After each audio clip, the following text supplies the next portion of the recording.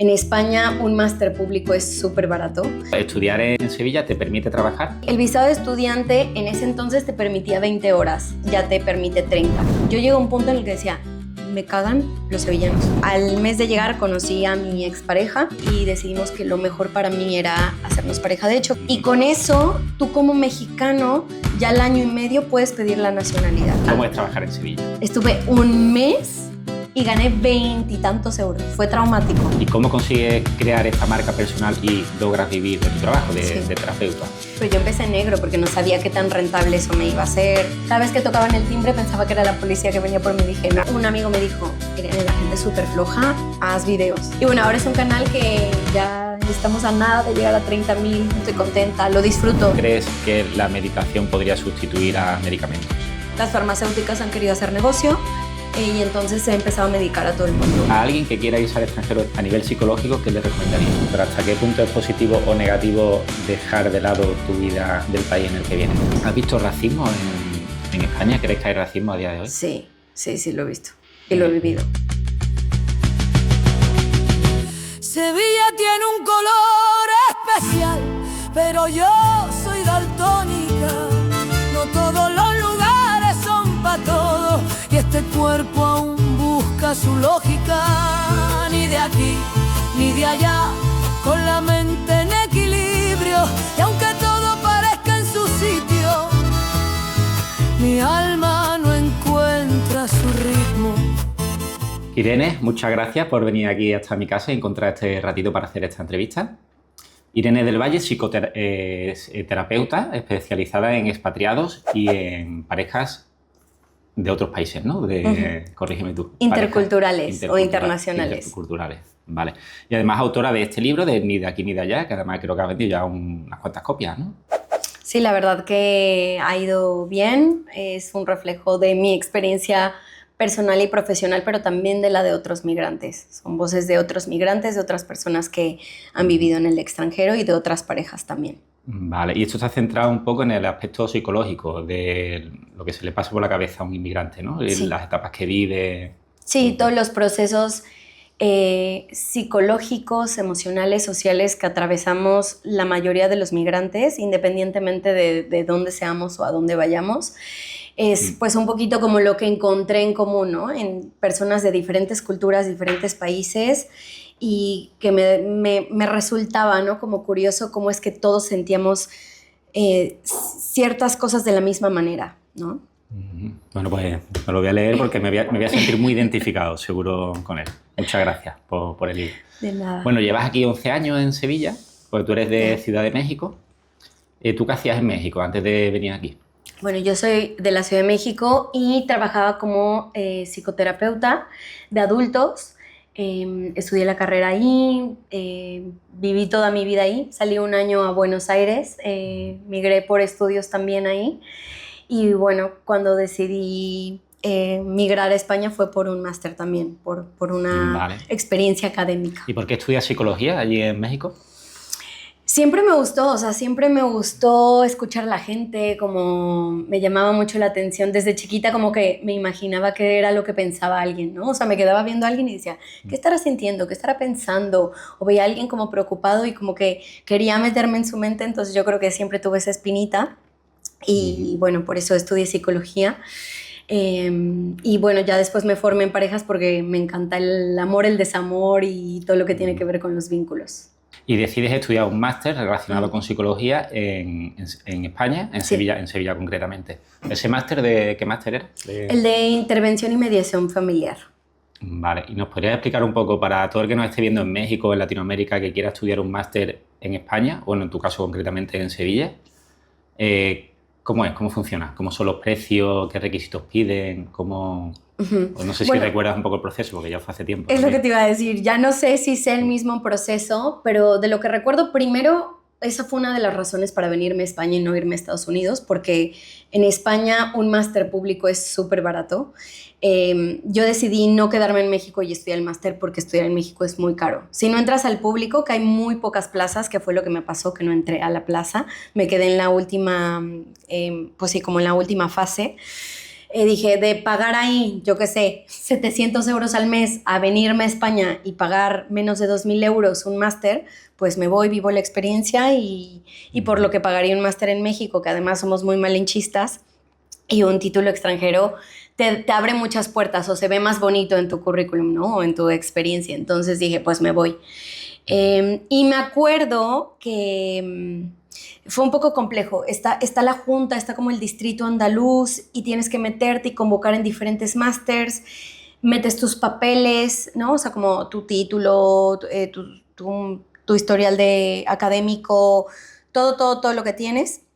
Y ahí ya en la fase de extranjeros, que siempre hay una fase de extranjeros que son de las primeras, pues te avisan si pasas o no, o sea, si te quedas o no.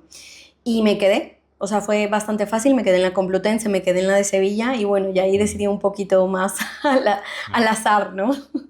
Vale, porque ¿eso lo hiciste a través de tu universidad o eso a través de internet te metes en la página web y ahí empieza...? Sí, yo, o sea, me metí de cómo estudiar en España, busqué, me salió lo del distrito único andaluz o algo así. La verdad que te metiría, vale, alguna página no me web acuerdo. Sí. De todas formas, yo siempre hago un artículo acompañando vale, las entrevistas genial. y ahí voy a hacer una guía de cómo estudiar un máster en España y ahí lo pondré todo detallado. Justo, perfecto, porque no me acuerdo, fue hace mucho. Pero bueno, ahí salían como todas las maestrías por Universidad de Andalucía. Entonces apliqué en Málaga y apliqué en Sevilla para Andalucía y luego apliqué a la Complutense. Vale. Y eso es, o sea, a mí me pareció fácil en ese momento hacerlo. Bueno, mira, es curioso que sea más barato estudiar un máster en España que en México, ¿no? Que mucha gente puede pensar lo contrario. Sí, justo. Pero mira, está bien, para todo el que no esté viendo de por allí, que lo sepa. Y luego dentro de España sí que Sevilla a lo mejor también es mucho más barato, ¿no? Que Madrid o Barcelona o... ¿Por qué te decantaste por Sevilla? ¿Porque te aceptaron aquí y ya entonces ya...? Me aceptaron también en la Complutense, pero... La Complutense es la de Madrid, ¿no? Sí, la de Madrid. Pero tomé la decisión un poco, te digo, al aire. O sea, una amiga me dijo, una amiga mía vive en Sevilla, está súper contenta con la experiencia. Me tomé un café con esta chica y esta chica me dijo, vienes de la Ciudad de México, que es una ciudad gigante. Ya viviste en Buenos Aires, que es una ciudad gigante. Prueba algo diferente, no te vayas a Madrid, vete a Sevilla, es hermoso, es divino, me encantó, tal. Y así tomé la decisión, o sea, un poco, no, en ese momento no tenía esa conciencia, también porque pensé que era un año y tomé así la decisión, por un consejo en un café. Un año que se han convertido en 11, al final, en 11 años. Volveremos a eso. Qué fuerte. Y luego, ¿estudiar en Sevilla te permite trabajar? ¿Y cómo funciona el tema del visado? No sé si me podrías contar un poco. Sí, el visado de estudiante en ese entonces te permitía 20 horas. O sea, una jornada de medio tiempo.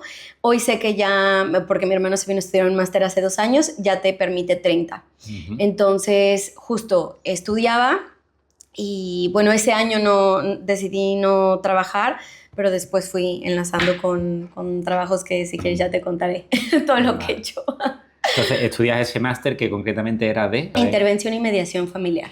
Vale. Es un máster oficial, es un máster que...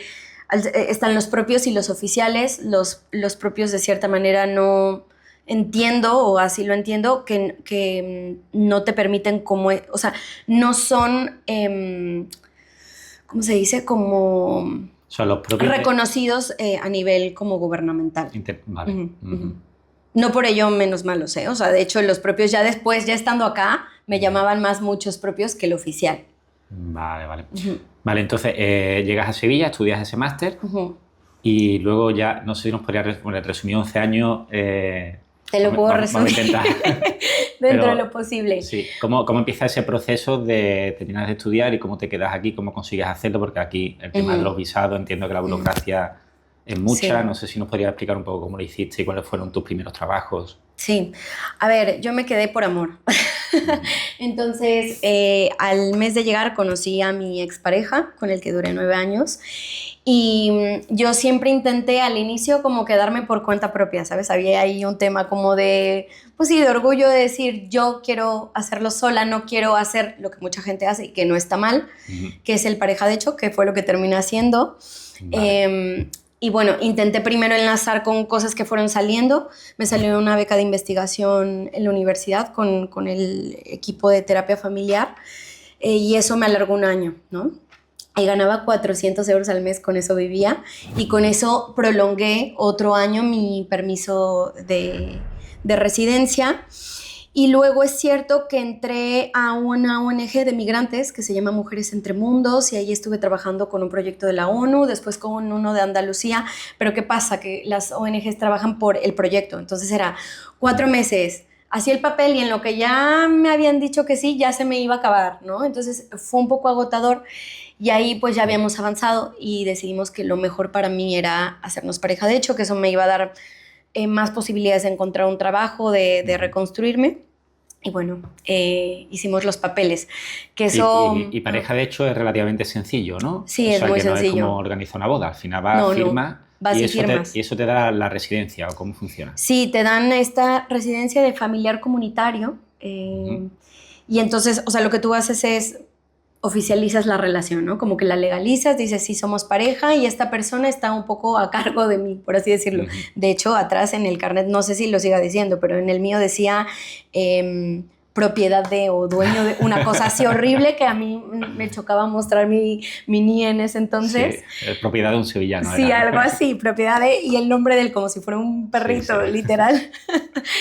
Y bueno, así lo hice. Y con eso, tú como mexicano, ya al año y medio puedes pedir la nacionalidad, ¿no? Eso aplica también para cualquier nacionalidad latinoamericana. Entiendo que no. Así, o sea, ¿no? entiendo que hay nacionalidades que les piden un poco más de tiempo. De hecho, México tiene de los mejores convenios de todos los países latinoamericanos y no latinoamericanos, por estos lazos históricos y culturales que nos unen y todos estos convenios y tratados, pues tenemos como convenios que lo hacen muy fácil, ¿no? Entonces, como mexicano puedes sacarlo, o si tenías abuelos o familiares españoles por tema de apellido, la Golden Visa, que creo que ya se acaba, ¿no? O sea, si tenías el dinero de venir y comprar un piso, poner un negocio de X cantidad, te la daban.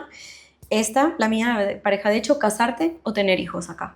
O trabajar cierto periodo legalmente, o sea, que una empresa apueste por ti, que tengo una amiga que fue así, y te den los papeles, digan, nos vales, queremos hacerte los papeles, y así con 2 años puedes sacar tu nacionalidad. A los 2 años de estar viviendo aquí. Sí, de estar viviendo acá. Y cuenta, si tú te vienes aquí a estudiar un máster o a estudiar cualquier cosa y estás aquí 2 años estudiando, ¿no te contaría? No, tienes que tener una de estas residencias, o laboral, o por pareja o familiar, o sí, o sea, por estudiar nada más no cuenta. Vale, vale. ¿Y tú luego conseguiste ya sacarte la ciudadanía también sí, a los 2 años? Soy española. O sea, a los 2 años ya de residir ya te puedes sacar el pasaporte. Sí.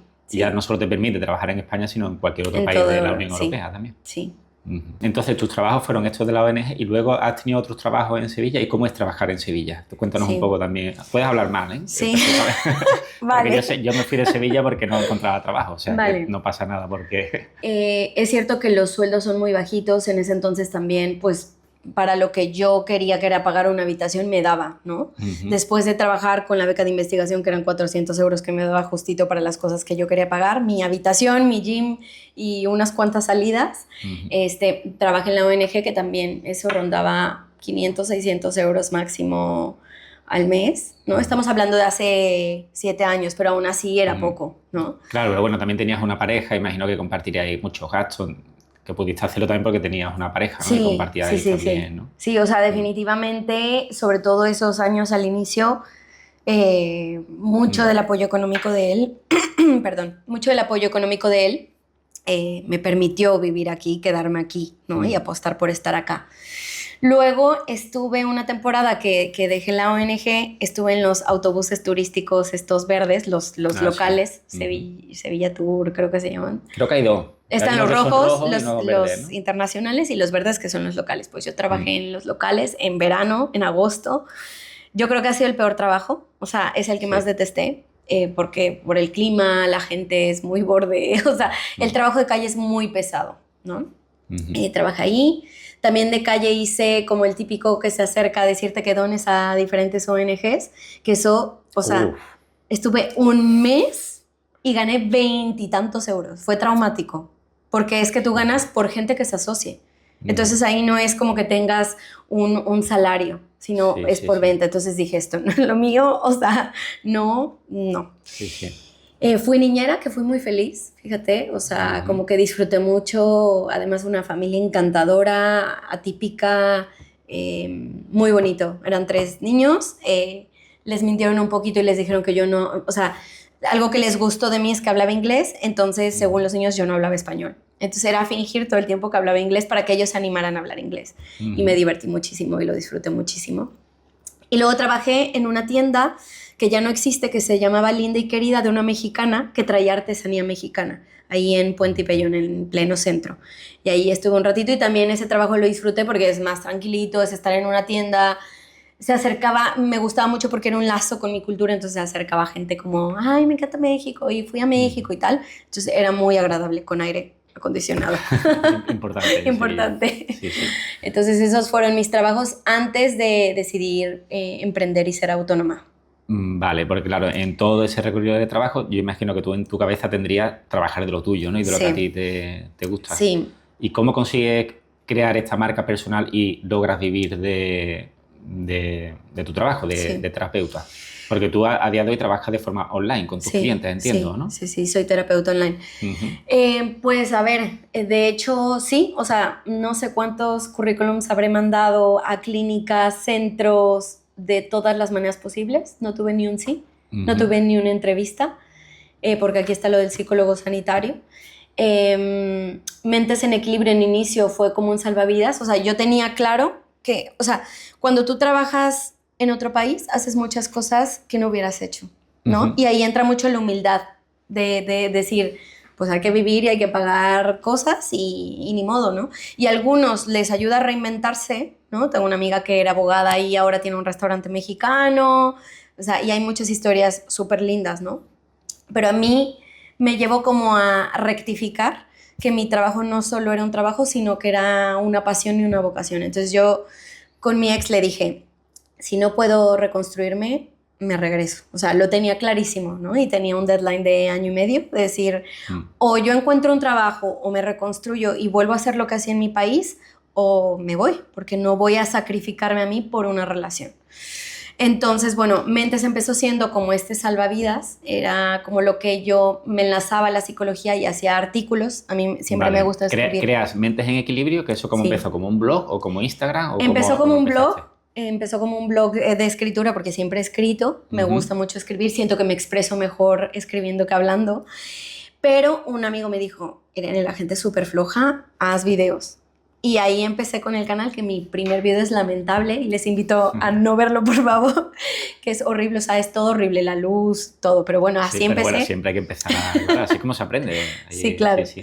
Y bueno, ahora es un canal que ya estamos a nada de llegar a 30,000 Mentes en Equilibrio, estoy contenta, lo disfruto, de hecho es de las cosas que más disfruto hacer. Y ya de ahí, pues en la desesperación dije, no, ¿sabes qué? Tengo que ver de qué manera... o sea, trabajo porque sí estoy enamorada, sí quiero construir algo, pero no estoy encontrando trabajo. Vale, porque, o sea, paralelamente a que tú estés trabajando en Sevilla, creas Mentes en Equilibrio, que eso es un blog, cuenta de Instagram, canal de YouTube, ¿no? Vas creando ahí todo eso. Sí. ¿Y llega un momento en que eso te empieza a dar trabajo, ese proyecto tuyo? Sí, me empezó a buscar mucha gente de, oye, ¿no das terapia a distancia? Me buscaba gente que vivía en otros países, sobre todo, empezó a llegar mucha gente de Alemania, ¿no? A partir de ese blog que creas. A partir de ese blog, y luego también hubo una vez que fui a dar papelitos a un colegio aquí bastante pijo, no sé si puedo decir el nombre o no, pero sí, el San Francisco de Paula, que es de expats, mucha comunidad de expat. Vale. Y un papá me dijo, yo voy a guardar este papelito, pero no para que seas niñera de mi hijo, sino porque veo que estudiaste psicología tal. Y él me contactó con el psicólogo de la escuela, José María, que es un encanto, y José María empezó a mandarme familias y alumnos, porque querían terapia. La comunidad norteamericana, estadounidenses, querían terapia en inglés para sus hijos. Entonces así empecé a dar terapia en inglés. Mucha de la gente que veo aquí es angloparlante y me empezó a salir mucha gente en el extranjero que quería un terapeuta que hablara español y que además se identificaban con lo que yo escribía. Vale. Yo siempre lo recomiendo, yo que soy de Sevilla y he trabajado también aquí, he estado en mil trabajos como los que tú has comentado también. Al final, en países y en ciudades donde el trabajo no es mucho o el salario es poco, yo creo que la mejor opción es montártelo por tu cuenta, al final, como has hecho tú. Sí, porque al final aprovechas de que es barato y que puedes ganar más dinero que un salario normal. Sí. Lo que pasa es que da miedo al inicio emprender y voy a ser sincera porque ya estoy legal totalmente, pero yo empecé en negro porque no sabía qué tan rentable eso me iba a hacer, ¿sabes? Lo que pasa es que empecé a soñar. Cada vez que tocaban el timbre pensaba que era la policía que venía por mí. Dije, no, yo necesito hacer esto legal. y me asesoré y ya soy autónoma y Ujú. todo bien, así que Pero estoy bueno, contenta. yo creo que aunque aquí las leyes son duras y Hacienda, pero siempre se entiende, ¿no? Tampoco te van a decir por ganar 50 euros o 100 euros negros, no te van a Ya, decir nada. ya. Digo yo, no sé. No lo sé, no No, lo no. quise averiguar. Vale, vale. Entonces, a día de hoy eres autónoma, ya vives de tu negocio Sí, online, sí, haciendo terapia online, imagino, y bueno, sí. y presenciales, pero sobre todo a expatriados. Sí, todos, Gente. el 99% de todos mis consultantes, las personas que acompaño, son expats o parejas interculturales. Vale, pues eso viene muy bien para el público de mi canal, que al final es de cómo irte al extranjero. A alguien que quiera irse al extranjero, esté pensando en irse al extranjero a buscar un futuro mejor, a nivel psicológico, ¿qué le recomendaría? Tres cositas. Antes, prepararse. Para todas las cosas importantes en la vida hay que prepararse, ¿no? Y migrar es una situación que te cambia la vida. Y, o sea, así como siempre recomiendo antes de meterte en una relación de pareja, prepárate, conócete, pues igual para migrar. Y para migrar hay que prepararse de muchas formas, ¿no? La legal, la económica, pero emocionalmente yo diría que algo que es parte de la preparación es hacer un buen cierre, ¿no? O sea, hacer un cierre, no dejar como cosas pendientes, porque eso luego pesa, ¿no? A distancia, y desidealizar. Porque una vez que idealizamos algo, que pensamos que ya al irnos nuestra vida va a ser perfecta, nuestros problemas se van a acabar, todo va a ser ideal, pues nos condenamos a que el país nos decepcione en este caso, ¿no? Cuando idealizas una pareja pasa lo mismo, la condenas a decepcionarte. Entonces, eso, desidealizar y tener muchos planes. Esta flexibilidad, creo que a mí lo que más me pesó y lo que veo que pesa mucho es que venía con este plan ultra rígido de va a ser así, así, así, así, así, y como por supuesto no ocurrió así, tuve que atravesar mucha frustración, ¿no? Mi plan era un año, de ahí me voy a Londres de au pair y de ahí me voy a Asia de mochilazo. No pasó nada de eso. Entonces, creo que cuando tú tienes una amplitud y dices, mira, podría hacer esto o esto o esto, es muchísimo mejor, ¿no? Tener como esa flexibilidad. Eso para venirte. Luego, para estar, mi consejo es abrirse. O sea, creo que hay que abrirse a que la cultura te influya, a recibir, porque al inicio genera mucho rechazo y queremos cambiar el lugar y no queremos cambiar nosotros. Entonces, lo que yo creo que es así como lo que le aconsejaría a cualquier persona donde se vaya es abrirse a la cultura, porque siempre todo te suma y todo te expande. Siempre, siempre, siempre, siempre. Puede haber cosas que no te gusten, ya hablaremos de las cosas que no me gustan, pero te expande la experiencia y abrirse también a mostrarse, ¿no? Creo que lo que nos pasa mucho a los migrantes es que en algún punto, por lo que sea, nos sentimos menos. Nos sentimos como que hay algo, o sea, como que nos falta algo. Y no, es empoderarte y adueñarte del hecho de que tú tienes algo que el local no tiene y que tienes muchas cosas que sumar a la cultura y al país. Y cuando haces eso, de abrirte a mostrarte y a sumar, también las cosas cambian mucho a nivel emocional, o sea, lo pasas diferente, ¿no? Ejemplo, y no me quiero desviar mucho, pero lo he escuchado en muchas sesiones y incluso en mi hermano últimamente, es, antes a mí me podía mucho que se fijaran que yo no era de acá, ¿no? Como decía, ay, se dieron cuenta, como si fuera algo malo, ¿sabes? Como si fuera una mancha negra en la camisa. Y mucha gente va con eso de que no se den cuenta. Y hoy por hoy, cuando se dan cuenta, yo me alegro muchísimo, digo, qué bueno que se nota que no soy de acá. Y también un poco como mostrar, ¿no? Decir, vengo a aportar, vengo a sumar y vengo a darle cosas bonitas al país. Claro que vengo a tomar cosas buenas, porque aquí no viene, o sea, esto es un intercambio, pero abrirnos también a enseñar que tenemos mucho que ofrecer. Eso. Y bueno, otra cosa para el que migra a nivel emocional, yo diría que es, ya que estás acá, pues crear una vida profunda. Porque si lo único que hacemos es trabajar y llegar a ver Netflix, cualquier lugar va a ser horrible. O sea, cualquier lugar no te va a valer la pena. Entonces, ahí sí es importante como a nivel emocional, yo lo que he descubierto y como terapeuta sistémica y que mi enfoque son las relaciones, creo que los vínculos son lo más importante. Entonces sí es construir relaciones que te valgan la pena, conexiones profundas y luego también tener una vida rica, ¿no? O sea, que tú hagas algo no productivo, sino satisfactorio con tu tiempo, ¿no? Entonces creo que cuando cambias el chip y dejas de llegar a tu casa y de decir, es que hace mucho frío, y sí, sí hace frío, pero ¿qué puedes hacer con el frío que te valga la pena vivir la experiencia? Yo creo que eso es lo que hace el cambio emocionalmente antes, durante y para mantenerse también, ¿no? Que una migración no tiene que ser para todo el mundo, ni tenemos que quedarnos, ¿no? Porque también está esta sensación de si me regreso fracasé, y creo que fracaso es más bien mantenerte en una situación que no te hace feliz. Y que ahí me gustaría comentar también una cosa, los que emigramos muchas veces normalmente tendemos a juntarnos con gente de nuestro país y a criticar todo lo que es del país donde estamos. Me incluyo, porque yo también he estado en Filipinas y nos juntábamos españoles y nos poníamos a criticar a los filipinos, ¿no? A lo mejor aquí también pasará con los latinos. ¿Qué piensas de eso? De ese tipo de ese círculo que se crea? ¿Es bueno, es malo, es normal psicológicamente porque pasa? Creo que por un lado es normal y es natural que quieres hacer comunidad, que cuando te sientes tan lejos de casa buscas un poquito de raíz. Y que si además te juntas con una comunidad que no está procesando el duelo, que no se está integrando, eso puede ser muy negativo. O sea, si tú sumas y se ayudan, ¿no? Para integrarse, genial. Pero si esto se va a volver un crítica,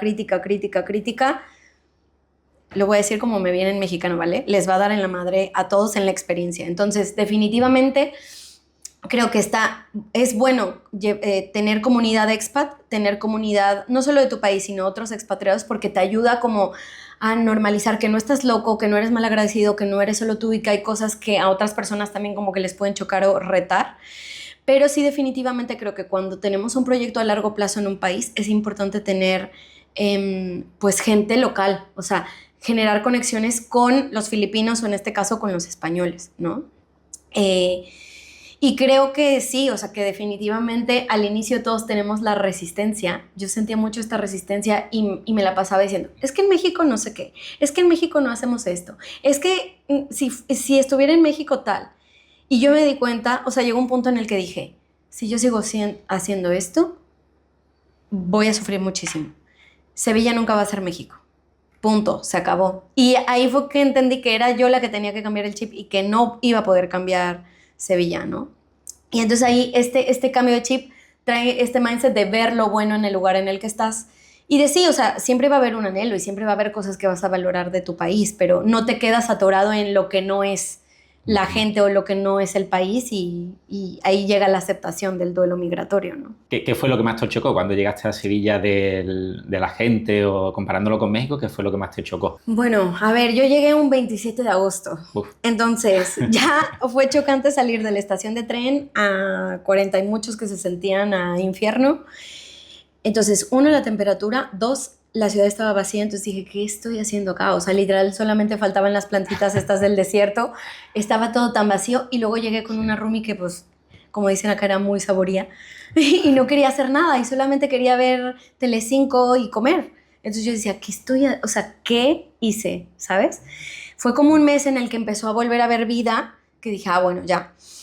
Y a ver, de chocarme cosas en un inicio, muchas cosas, ¿no? O sea, el torrente de voz, ese sí me sigue chocando. O sea, la verdad como que a mí neuronalmente desconecto y no puedo pensar, no puedo hablar. Las formas, ¿no? O sea, vengo de un país que es muy, muy amable, si bien el andaluz tiene este encanto, ¿no? Dentro de España es conocido por ser amable, pero a diferencia de mi cultura, la amabilidad era como, ¿por qué me puso la cerveza tan fuerte? O ¿por qué ¿sabes? Me lo tomaba muy, muy a personal, que eso es importante no hacerlo, no tomarse aspectos culturales a personal. Claro, aquí a lo mejor somos un poco bruscos y la gente lo malinterpreta. Y bruscos. Además, Andalucía está tan idealizado en que somos súper buena gente que luego llegas aquí y a lo mejor somos bruscos a la hora de hablar, pero no se hace con mala intención, pero es que es simplemente que... Sí, justo. Sí. Esa es la palabra, brusquedad. Y bueno, eso, yo creo que como las formas, ¿no? de comunicarse me parecían eso, como muy duras, no las entendía, ya después las entendí. O sea, por ejemplo, imagínate, al principio con mi ex yo decía, se está peleando horrible con la mamá. Y llegaba y le decía, ¿qué pasó? ¿Por qué te peleaste? Me decía, no, estábamos hablando normal. Y yo, pero estaban gritando los dos. O sea, yo escuchaba a tu mamá a través del teléfono gritar. No, normal. Y después, pues, se me hizo normal, ¿no? Ya decía, otra conversación más, ¿no? Entonces, sí, esto, como los tonos, las formas, la parte de la comunicación, el humor, no lo entendía. Creo que hay cosas que sigo sin entender, otras que sí. Sí. Y bueno, esto como que a mí lo que más me costó y me sigue costando, y es una de las cosas por las cuales planteo moverme de Sevilla, es la intimidad en los vínculos. Si bien tú puedes irte de cervecitas con alguien y ese día pero ya para meterte en su vida o ya para construir algo más, veo que es difícil, ¿no? Y al inicio pensé que era algo, o sea, como un problema mío, que decía, qué raro, ¿no? O sea, yo hablo hasta con las piedras y normalmente nunca he tenido un problema para vincularme y además generar profundidad. Entonces, como que lo empecé a llevar a mí, ¿no? Me hizo cuestionarme mucho qué estaba haciendo malo, qué había malo en mí. Pero luego fui conociendo gente, ¿no? Daneses, irlandeses, no solo latinos, que sentían lo mismo y digo, ok, es un tema cultural, ¿no? Y no está mal, ¿no? O sea, es gente de toda la vida, que llevan en sus grupos toda la vida, ¿no? Y pues son un poco más cerrados. Que eso creo que pasa en todos los países. O sea, yo lo pienso así como, uno, no puedes llegar y construir un vínculo con la profundidad de tus amigos de 10 años en 6 meses. O sea, hay que ser realista. Las relaciones llevan tiempo, ¿no? Y dos, también nos estamos metiendo a la vida de gente que ya tiene su vida y que tal vez no tiene ni la energía, ni el tiempo, ni el interés de meter a alguien que apenas se está conociendo porque ya tiene su mundo, ¿no? Entonces, muchas veces no es personal. Pero es cierto que ahí lo comparo con México y con expats que conozco, amigos migrantes en México, y el mexicano abraza mucho. O sea, el mexicano ya estás a los 2 días en casa de la abuela con un plato, conociendo a toda la familia en el cumpleaños. O sea, somos mucho de arropar y de meter, porque nos gusta mucho el extranjero. Entonces ahí, eso es lo que más me ha costado a nivel vínculos. ¿Has visto racismo en España? ¿Crees que hay racismo a día de hoy? Sí, lo he visto y lo he vivido. ¿En qué aspectos lo has vivido? No sé si podías concretar así casos. Bueno, o sea, desde cosas, te voy a decir así, cosas muy del cotidiano que me han venido. De ver en un barrio en Madrid el Sudaca así pintado, de escuchar que a alguien le gritan Sudaca. A mí me han dicho que me vaya a mi país en un bar. Lo bueno que el del bar, un bar en la Alfalfa, un hombre me escuchó hablar. O sea, literal, ni siquiera estaba hablando con él. Me dijo, regrésate a tu país. Y el del bar lo corrió y me dijo, aquí nadie se regresa. Y me invitó un chupito a mí y a mi amigo. O sea, reaccionó muy bien, ¿no? Y hay gente que te va a cuidar del racismo y que le enfada el racismo. No, el español no es racista, hay gente racista en todos lados, pero sí me ha tocado vivirlo y verlo, ¿no? Entonces está desde ese racismo como más de callejero, luego está el racismo de este pensamiento, por ejemplo, que las latinas venimos por el pasaporte, que me tocó como saber que algunos amigos al inicio, cuando no me conocían de mi ex, pues pensaban que yo estaba un poco por interés, ¿no? Por los papeles. Y luego está este racismo que lo veo mucho a nivel profesional y lo he visto sobre todo con gente que acompaño, que está en empresas y tal, como de no querer que avances, ¿no? O sentir que me vienes a robar el puesto o que tú te vas a quedar la posición. O sea, hay mucho como esto, ¿no? Bueno, eso yo creo que pasa en Sevilla no solo con los latinos, sino con todo el mundo. Incluso yo, si voy a una empresa, seguramente el que está por encima es el sobrino de, el hermano de, claro. Y no querrá que yo avance, que aunque Total, sea mejor. No, esto no creo que solo sea en Sevilla, creo que en general. O sea, yo te hablo de Sevilla, que es más o menos lo que conozco, y sí que es muy cerrado en ese aspecto. De que los que están por encima son los contactos de, el amigo de... Claro. Yo te voy a decir algo. Creo que, aunque he vivido racismo y lo he visto también en gente latina y mexicana, mi pasaporte es muy positivo. O sea, decir que vienes de México, a mí siempre la reacción en general es positiva. A la gente le gusta México. Entonces, no es como un país, lo voy a decir así, pero no sé, Uruguay, que tal vez no genera ese... Uruguay que cae bien también. O sea, he estado en una conversación, perdona a todos los uruguayos que son mis amigos. No, pero Mújica siempre... bueno, bien. sí, él es encantador. Uruguay solo por Mújica yo creo que ya. Pero veo mucha ilusión y emoción cuando digo que soy de México, ¿sabes? La gente no se queda indiferente. Pero, por ejemplo, noto el racismo del español más hacia la gente árabe, la gente de Marruecos. Sí, cada vez hay mayor racismo en ese aspecto, sí. Creo que también es entendible en cierto grado por pues todo el tema del terrorismo y estos aspectos, pero no podemos generalizar actos violentos a toda una comunidad o a todo un país o una cultura, ¿no? Porque son grupos los que lo cometen, no la gente de un país. Entonces creo que por ahí veo más el racismo. En 11 años que llevas en Sevilla, imagino que habrás conocido muchos latinos que se han instalado aquí también. No sé si me podrías contar un poco los casos que has conocido, cómo lo hacen los latinos que vienen a Sevilla, cómo lo hacen. Porque empiezan a trabajar en negro, qué tipo de trabajo suelen empezar. No sé si podrías contar 2 o 3 casos característicos que puedan englobar un poco Ujú. A ver, hay historias de todo, ¿no? Sí, están muchos latinos que trabajan en negro o que trabajan de cosas que no son de su profesión, ¿no? Por ejemplo, mi hermano, que llegó hace 2 años, estuvo en Uber, ahora ya entró a una empresa, pero estuvo en Uber de repartidor, ¿no? Y él estudió Derecho. Y, o sea, los veranos, los días de lluvia, dices, uff, ¿no? O sea, está pesado. Y te digo, requiere humildad, ¿no? Entonces, como él, muchos casos, ¿no? Y desgraciadamente muchos casos de gente que tiene preparación y que se queda en trabajos, y no porque el trabajo sea malo, pero creo que ahí no estamos explotando las capacidades y todo lo que una persona puede aportar a un país. Eso es lo lamentable, ¿no? Que esa persona se queda frustrada y el país no obtiene todo el beneficio que podría obtener de un migrante. Eso por un lado. Luego está gente que se reinventa. Por ejemplo, tengo una de mis mejores amigas acá.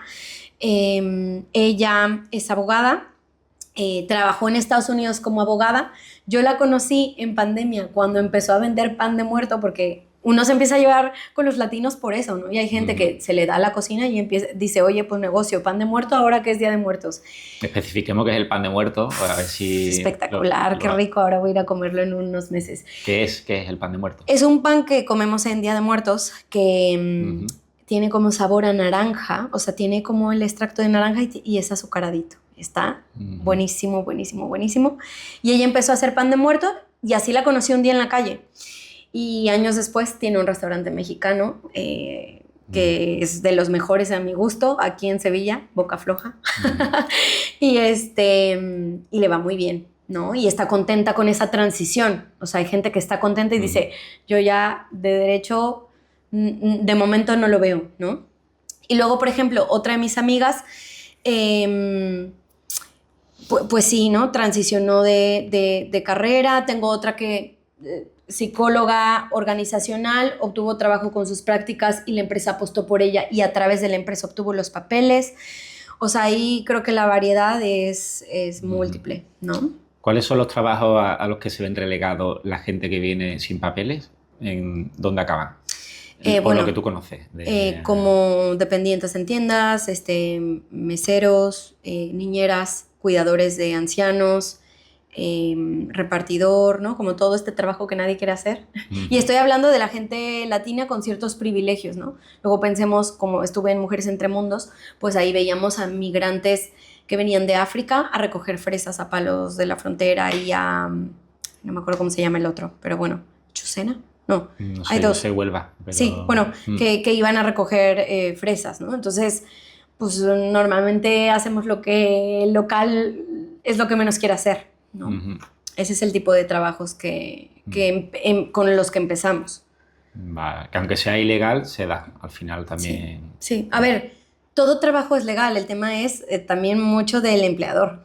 Claro, o sea, claro. Mucha de la ilegalidad también, porque me gusta hablarlo así, ¿no? O sea, se habla del migrante que está trabajando ilegalmente, pero para que haya un migrante trabajando ilegalmente hay alguien que está ofreciéndole ese trabajo ilegalmente. De eso también, justo. Claro. Entonces, mis trabajos en negro o parte blanco y parte negro, ¿no? Tienen que ver con eso. Vale. ¿Alguien que viene de fuera? ¿Tú crees que hay un patrón común de que pasan por las mismas etapas a nivel psicológico cuando alguien emigra? Se llama duelo migratorio, que la mayoría de nosotros cuando desconocemos el término pensamos que estamos deprimidos o que cometimos un error. Esa es la sensación, ¿no? Porque el duelo, como todo duelo, el duelo es el proceso emocional de reorganización tras una pérdida, sea una muerte, una ruptura, en este caso la migración. Entonces, imagínate organizar que has perdido toda tu vida. Cuando alguien se muere o cuando rompes con alguien, es una persona la que desaparece. El migrante desaparece todo lo que tenía, todo lo que había construido. Entonces, es una reorganización muy fuerte y que te sacude muchísimo, ¿no? Entonces, el duelo al inicio tiene como la negación, el rechazar la experiencia, y por eso viene mucho también el rechazo. O sea, si lo que me está haciendo perder todo esto y me está haciendo sentir todo esto es el país o mi pareja, ¿a quién crees que voy a rechazar? Al país y a la pareja. Si yo migré por amor, tú eres el culpable de todo este malestar y toda esta incomodidad, ¿no? Se genera esta sensación de sacrificio, de dejé todo por ti, que eso lo veo muchísimo en las parejas, es una de las cosas que más trabajo. Después de esa negación, pues viene esta tristeza. O sea, bueno, puede venir el duelo no es como que una etapa u otra, pero normalmente primero viene la negación, luego puede venir o la tristeza o el enojo. El enojo a mí me vino, ¿no? O sea, detestaba, o sea, odiaba, criticaba, o sea, yo llego a un punto en el que decía, me cagan los sevillanos, lo voy a decir así, ¿no? O ya no, me cae mal, no son mis personas favoritas del universo, no. Pero ya no tengo ese rechazo, ¿no? De que ya los oí hablar o cualquier cosa y era qué asco. Y la Semana Santa, qué asco. Y no sé qué asco. Entonces viene mucho este enojo, que es un mecanismo de defensa ante algo que me está obligando a cambiar. Es que me estás confrontando a que suelte. Y eso emocionalmente, psicológicamente es muy poderoso. Luego viene la tristeza, que es un poco ya cuando empiezas a entrar en la aceptación, decir, pues sí, definitivamente dejé todo esto atrás y esto lo estoy soltando y Sevilla no va a ser Ciudad de México nunca y mis amigas de acá no van a ser como las de México y mi vida no va a ser la de México. Y después de que atraviesas la tristeza, ¿no? y esa negación, pues viene un poco como la aceptación. La aceptación es decir, que es un poco lo que busco con el libro, es pasar de ser ni de aquí ni de allá, a ser de aquí y de allá, a adueñarte de la experiencia, si ese es el caso, o a regresar, a retornar también, o a irte a otro país si este no es el tuyo, ¿no? Y es decir, oye, pues esto también tiene cosas buenas, ¿no? O sea, ya que llegas a la aceptación empiezas a ver las bondades de la ciudad, las bondades de la experiencia, lo positivo y también haces este juego que creo que el migrante se vuelve este camaleón de moverse entre estas dos vidas, ¿no? Y que requiere mucho esfuerzo, mucha energía, pero como seguir nutriendo estas dos vidas. O sea, sí nutro mi vida acá en España, pero yo quiero que mi vida en México, que no, eso no es para todo el mundo. Hay gente que dice, no quiero saber nada de mi país. Hay gente que la migración le salva y le saca de lugares en los que no quiere estar, ¿no? Entonces, bueno, ese es un poco lo que veo de normal, ¿no? Luego ya cuando estás en el país, viene esta parte de la aculturación, que es lo que te decía de abrirte a recibir la cultura, a que la cultura se adentre en ti y a dar y aportar a la cultura, ¿no? Mostrar, o sea, darle ese sellito, decir, oye, tú también puedes tener un poquito de esto, ¿no? Y luego está este otro proceso de ya quien se plantea la migración, porque al inicio es una prueba, ¿no? Pero ya cuando ves que empiezan a pasar los años, viene esta parte más existencial de decir, construir una vida con propósito, que me haga sentido seguir soltando, porque estar en el extranjero es una decisión de todos los días. Yo mañana puedo decir, al carajo, me voy, ¿no? Entonces viene como ya esta fase más de asentarte, pero asentarte, que creo que es lo bonito de la migración. Cuando tú sales de tu país, te tiene que valer la pena. Y como te tiene que valer la pena, no vives tan en automático como si vivieras en tu país. O sea, tienes que hacer que te valga la pena. Te estimula a hacer nuevas cosas, otras cosas, ¿no? Creo que ese es uno de los beneficios o lo que veo como crecimiento migratorio, ¿no? Te activa. Te activa y te ayuda a cuestionarte qué vínculos sí quiero mantener, porque como me requiere energía, cuáles sí me están valiendo la pena, con quién sí quiero construir relaciones acá, porque también requiere energía. O sea, como que siento que nos ayuda a vivir con más conciencia y profundidad. Sí, entonces, hacemos cosas que a lo mejor no haríamos en nuestro país. Sí. Porque es eso, sí. como que vamos en automático, ¿no? Cuando estamos sí. en... Sí. La importancia de soltar, que eso es algo que hemos pasado un poco por alto, pero ¿hasta qué punto es positivo o negativo el dejar de lado tu vida del país en el que vienes? Uf, qué difícil pregunta. A ver, si lo ponemos muy filosófico, nada nos pertenece. Ni la gente, ni las cosas. Lo único de lo que somos dueños es de nosotros mismos. Entonces el desapego siempre nos va a hacer más felices a donde vayamos. Si lo pensamos ya más humanamente y más, ¿no? Con los pies sobre la tierra, es algo que yo creo que vamos también valorando en base a las experiencias, ¿no? O sea, yo el soltar me lo he ido preguntando de diferentes formas. Hay gente que suelta por un tiempo, pero tiene hijos y dice, es que ahora que tengo a mis hijos, ahora que ya me he convertido en padre o madre en el extranjero, quiero que mi familia, no quiero perder esto, ¿no? O sea, quiero que mi familia viva a mi hijo y que formen parte de la vida de mi hijo y se regresa, ¿no? O sea, creo que la vida, las muertes, ¿no? O sea, la muerte de mis abuelos a mí sí me hizo decir, yo de verdad sigo eligiendo esto. O sea, ¿no? Porque esa es una realidad de todos los migrantes. Eso es algo que podemos tener seguros. Si seguimos en el extranjero se nos va a morir alguien, siempre, tarde o temprano. Entonces, soltar nuevamente te tiene que valer la pena, ¿no? Y soltar del todo yo siento, pero esto es muy personal y es mi vivencia, yo no lo soltaría todo. Creo que al menos en mi caso he encontrado como ese equilibrio de decir, mantengo mi vida, mantengo a mis amigos, mantengo lo importante. A la que sí tuve que soltar es a la Irene de ahí. Esa tuvo que morir. O sea, para que yo pudiera nacer aquí, tuvo que morir esa yo, ¿no? Porque estaba muy aferrada, ¿no? A seguir haciendo las mismas cosas o viviendo de la misma forma, y hay que aceptar que esa es la primera cosa que muere. Entonces, bueno, eso un poco veo. Y lo de soltar, pues cada quien decide qué le vale la pena soltar y qué no. Hay gente que no le cuesta trabajo porque dice, mira, mis vínculos familiares no eran saludables, vengo de una familia súper disfuncional. Al contrario, para mí soltar ha sido sanar, ¿no? Entonces, pues eso depende también de lo que cada uno deja, ¿no? Qué tanto te nutría o no te nutría. Vale, con este tema de la inmigración, que yo desde mi página siempre intento apoyarlo o hablar bien de la inmigración porque a mí me ha ido bien. Entonces, yo es como que siempre lo quiero poner lo más fácil posible, es decir, que la gente por lo menos lo intente, porque siempre se puede volver. Que muchas veces hablamos de la migración como si fuera un billete sin vuelta. Tú puedes ir, probar, y no te gusta, te vuelves. ¿Vale? A mí, en mi caso, emigrar creo que ha sido una experiencia súper positiva a todos los sitios que he ido, pero también creo que hay gente que cree que se le va a solucionar todos sus problemas si emigra, ¿no? ¿Cómo ves tú eso? Creo que es bastante común. O sea, definitivamente hay tipos de migración. La involuntaria y forzada, por temas en donde ya es supervivencia, y claro que va a mejorar tu vida si tu país está en guerra, ¿no? Aunque eso no te elimina de las pérdidas. Pero hablemos de los voluntarios, ¿no? Que dicen, si yo me voy, mi vida va a cambiar, mi vida va a ser positiva, voy por un nuevo comienzo, ahí sé que todo va a ser mejor. Yo he visto los reels y los posts en Instagram de la gente que vive ahí y todo se ve maravilloso. Y yo mucho de lo que termino trabajando con la gente que acompaño es todo eso que no trabajaron y que quisieron dejar atrás sin resolver, que les pesa más acá, que yo lo llamo el sobreequipaje emocional, ¿no? Mucha gente se viene tras terminar una relación como solución, o sea, como que ponen romantizan la migración, ¿no? Como algo que les va a resolver la vida. Y eso no pasa. No hay país que tenga ese poder, ninguno, ni primermundista, ni paradisíaco en Asia, ninguno. Entonces creo que es importante recordar que la calidad de vida la construye uno. Y yo como psicóloga te puedo decir que una de las cosas que veo y que he vivido en carne propia, que me han permitido construir una calidad de vida, es trabajar en mí, mentalmente, emocionalmente.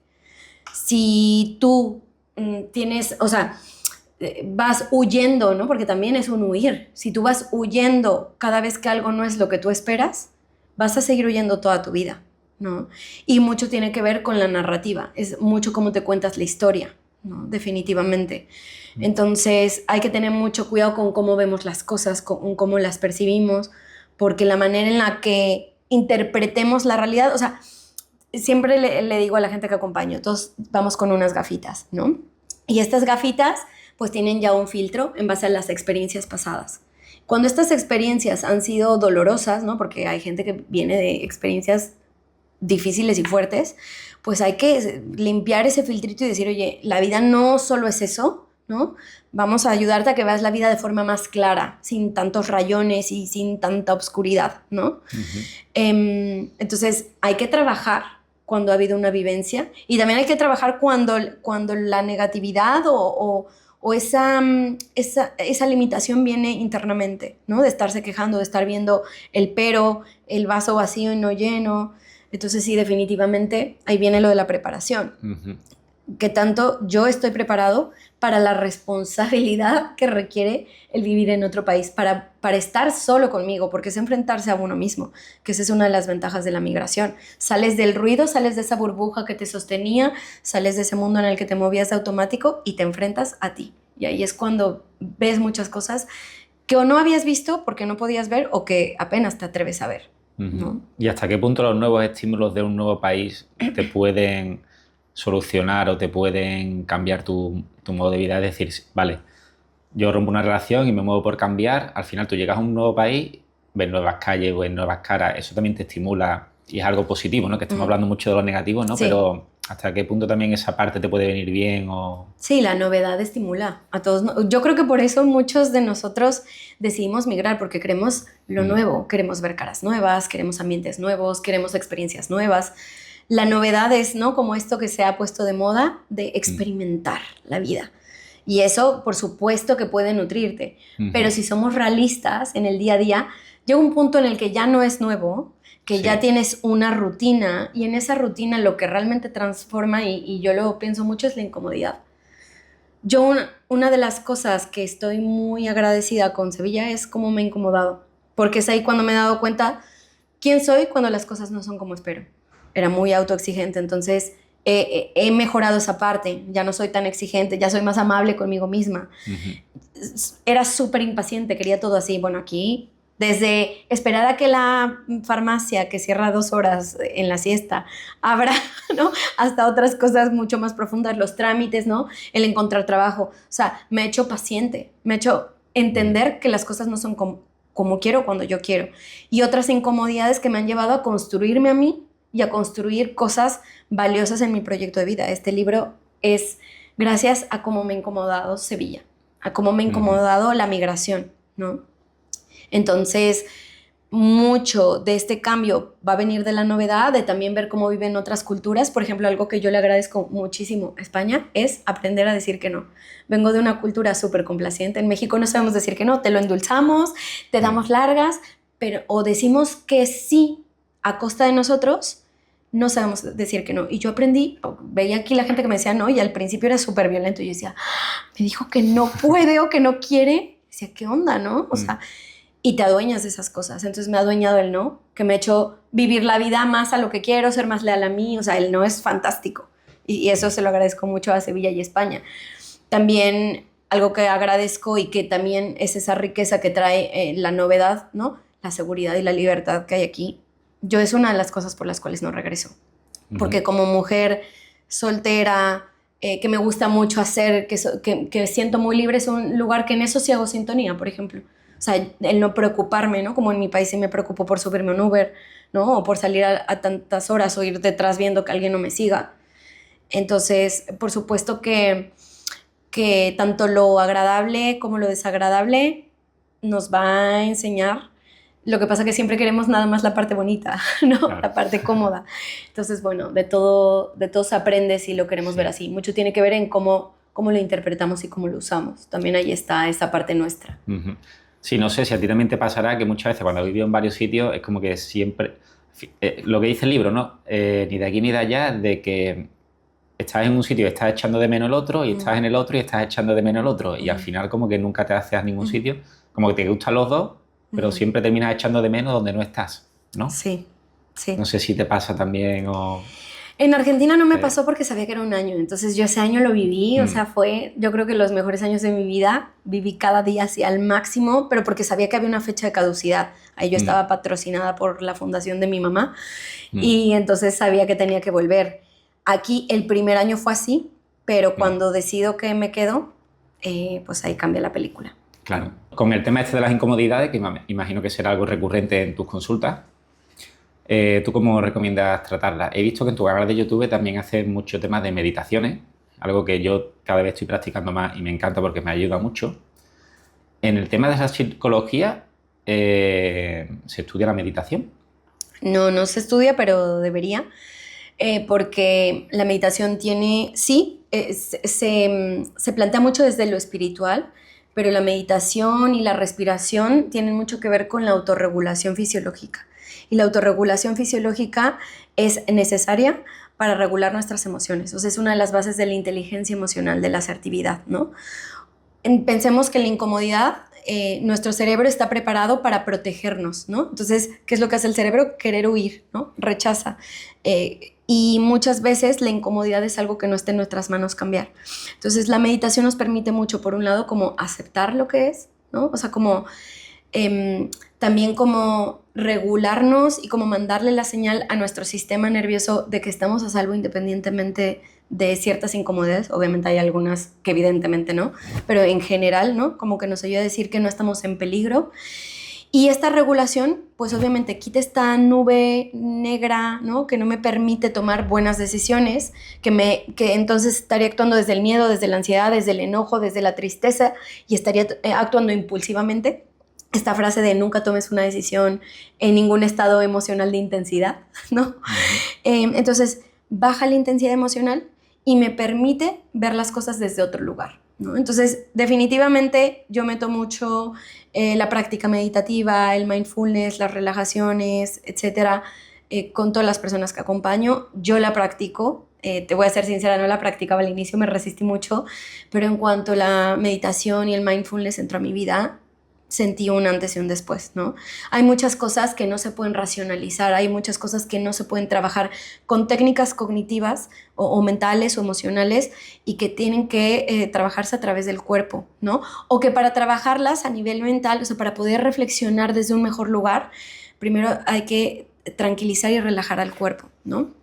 Luego también esta parte un poquito más espiritual pues nos permite conectar con nosotros, con nuestras verdades, con nuestra esencia, escucharnos como a mayor profundidad sin el ruido de lo que los demás esperan de nosotros, lo que los demás opinan, lo que los demás nos recomiendan, ¿no? No regreses, sí regreses, no, yo qué quiero, ¿no? Entonces, definitivamente la meditación tiene beneficios en todos esos niveles y bueno, en el canal tengo ahí una playlist de meditaciones, la idea de seguir haciendo, gustan mucho y definitivamente creo que para cualquier migrante es un recurso gratuito, ¿no? O sea, que lo puedes hacer guiado o no guiado, lo puedes hacer por tu cuenta y que hace diferencia. Sí, de hecho he visto que en tu canal de YouTube tu vídeo más visto es una meditación para romper el ciclo con exparejas. Sí. No sé, si aquí alguien que nos vea está ahí que no lo supera, pues le recomendamos que se vea esa meditación, ¿no? Sí, sí, y como todo, qué bueno que lo menciones porque me da risa que esa sea la más vista, pero nada es mágico. O sea,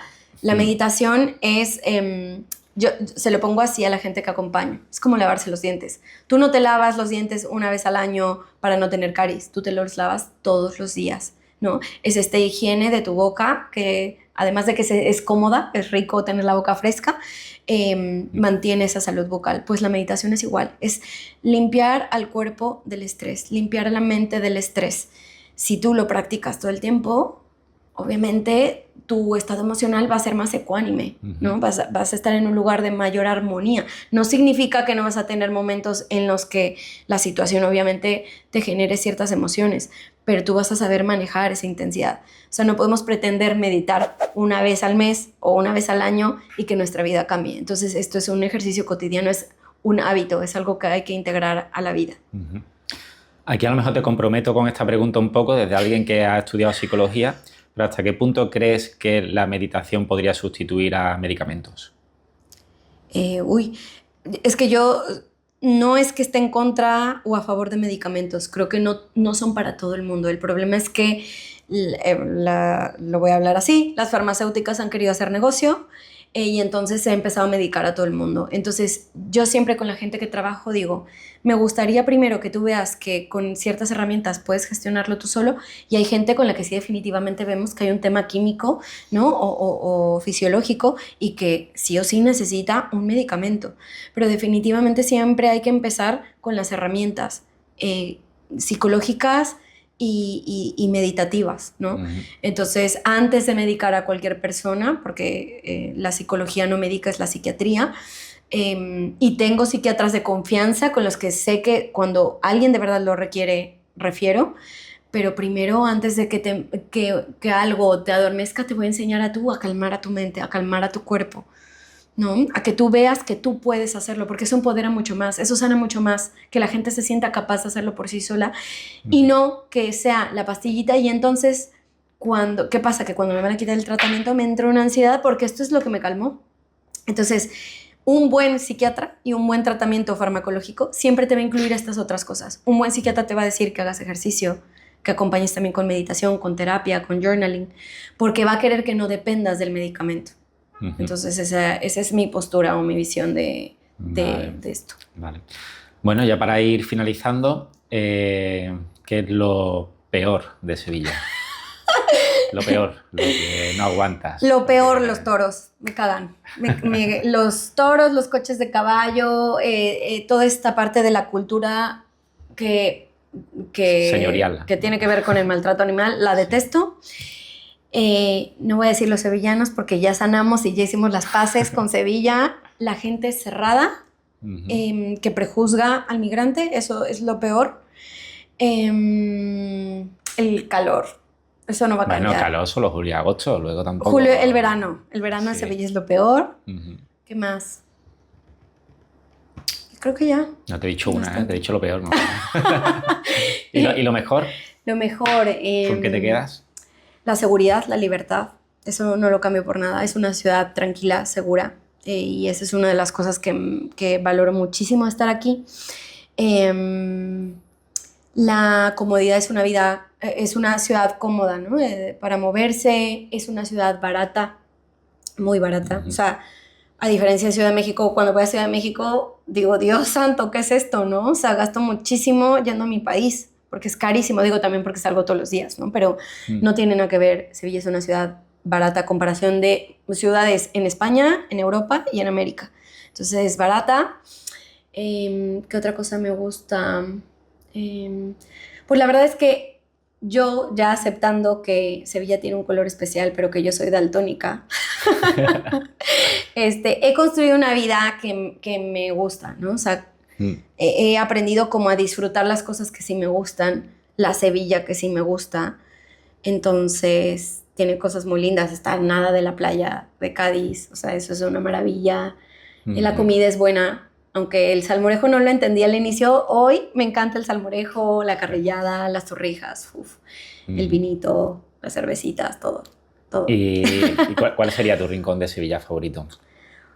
Tengo muchos, pero... a ver, especial el río. Me gusta mucho correr el maratón de Sevilla. Y el río le tengo así ese cariño, como que me recuerda a ese momento en donde era más runner. Últimamente no estoy tan aplicada.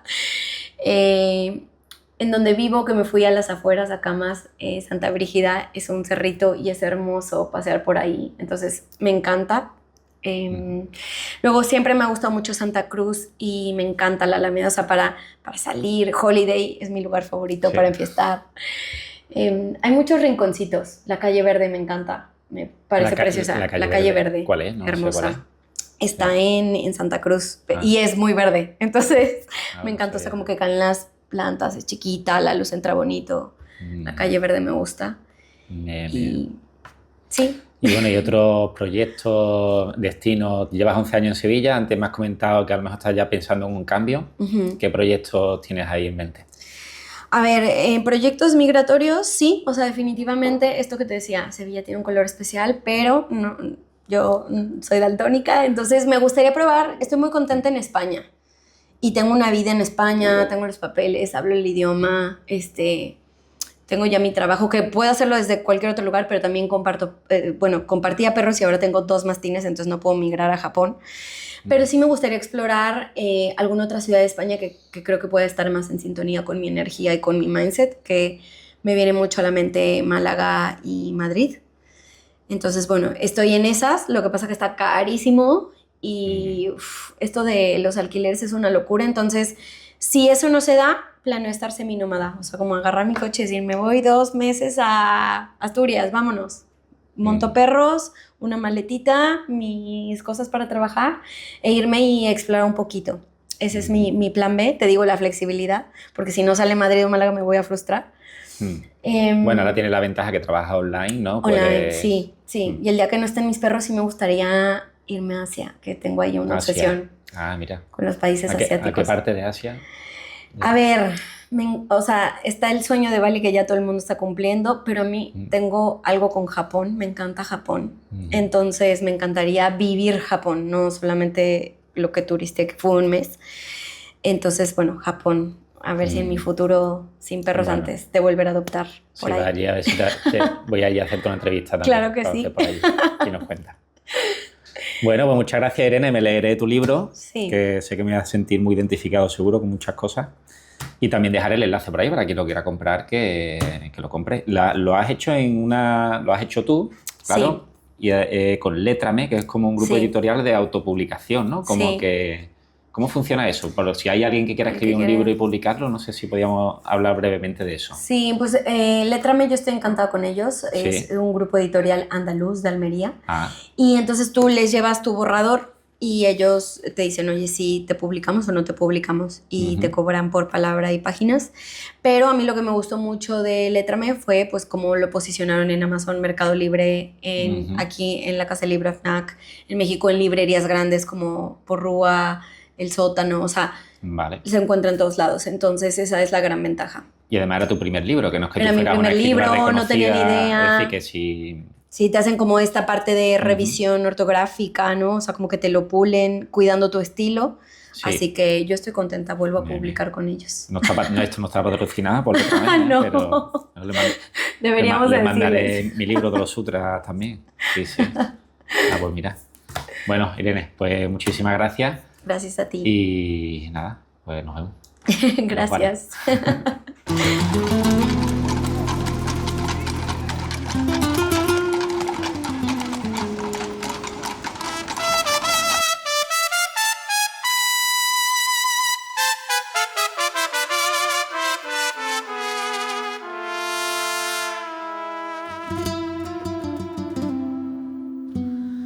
Dejé mi sombra en otra orilla, mi nombre en otra ciudad. Aprendí a mirar distinto, a perder y a comenzar. Camino calles que no eran mías, pero ahora sé dónde están. Aunque a veces mi alma no llega, o llega tarde al lugar. No es nostalgia ni tristeza, ni falta de gratitud. Es vivir donde todo encaja, sin sentir plenitud. Sevilla tiene un color especial, pero yo soy daltónica.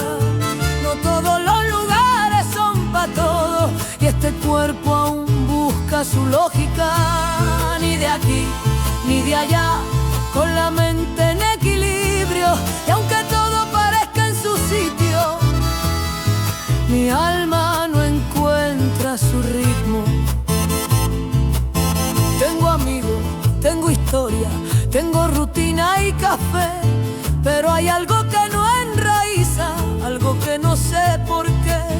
Como planta